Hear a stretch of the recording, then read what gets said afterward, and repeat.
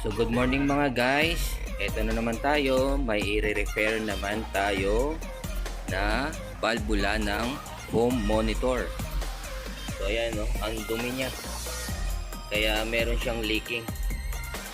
Pag sinasarado mo siya, may lumalabas pa rin na tubig. So kailangan nating linisin yan para maging maganda siya at smooth yung pagkapasok niya doon sa pinaka-housing niya. So ito yun, sa home monitor ito. So ayan, ano. So tara, samahan nyo ako, linisin natin to.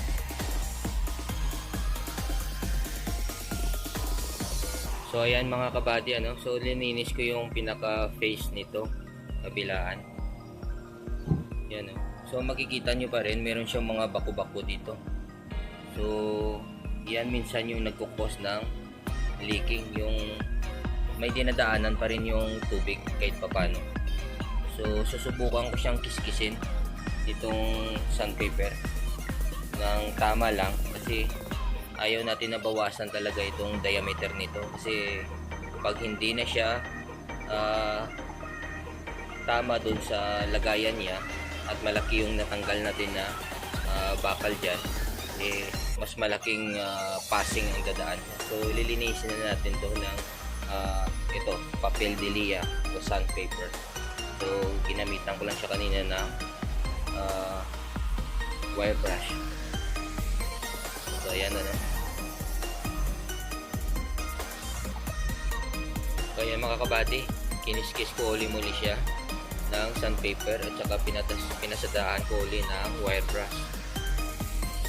So huwag natin kalimutan lagi pag nagtatrabaho tayo, lalo na yung gumagamit tayo ng wire brush, ang ating PPE.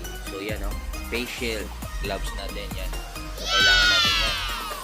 So nakaugalian ko kasi yan na gamitin lagi kung may ginagawa ako, lalo na pag may binabrush tayo ng mga bakal, para maproteksyonan yung maganda nating mata. Wow!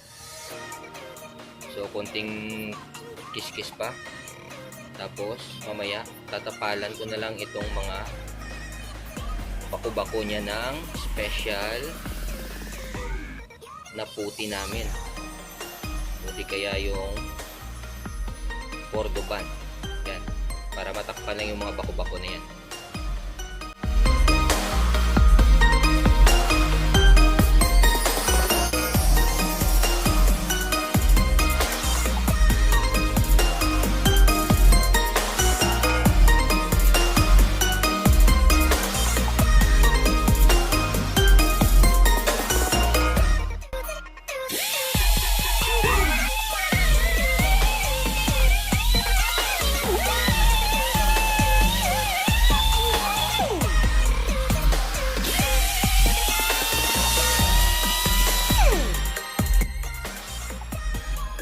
Kabady, ito yung ilalagay natin ngayon.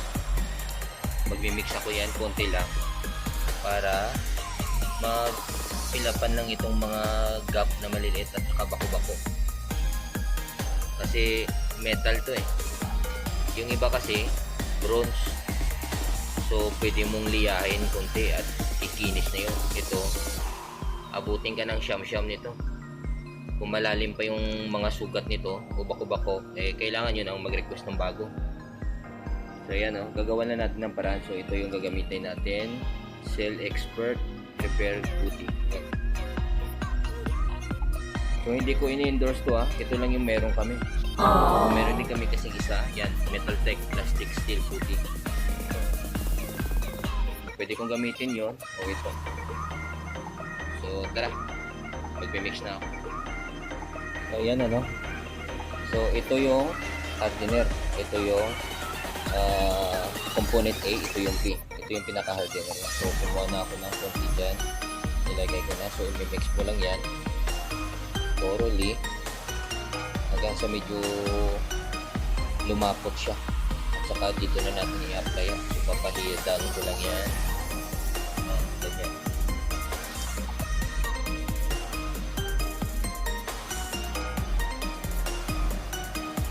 So mga kabady, ito no, papahiran na natin. Ayun. So baka yung iba nating kasamahan dyan ng mga pumpman hindi nila ginagawa to, pero sa akin kasi kung tatrabahuin na lang naman ito, diskartehan mo na. Diyan kasi tayo magaling na mga Pilipino sa mga diskarte. Yung mga hindi nagagawa ng ibang lahi, nagagawan pa natin ng paraan. So yan ano, mamaya kukuskusin ko ng sandpaper yan para pumantay lahat. Maiwan lang doon yung mga na fill up doon sa mga gap, sa mga baku-baku. Yun. So yan ano.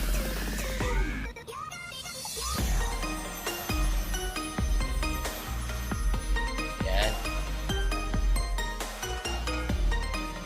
So dito naman sa kabila ano. So dito kasi konti lang yung baku-baku niya. So konting retouch lang ng makeup. So yan.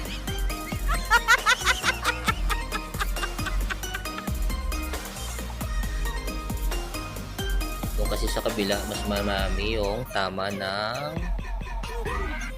baku-baku. Ang iba kasi cause niyan yung mga kalawang na naiipit yan, tapos tumagal, kakainin niya na yung bakal. So yan ano. So konting retouch pa.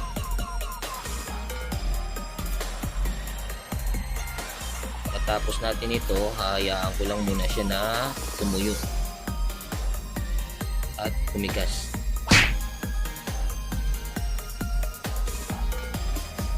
Yan. Yan. So yan ano. Natapos ko nang lagyan ng steel putty yun, kabilaan. So hayaan ko lang muna siya na matuyo.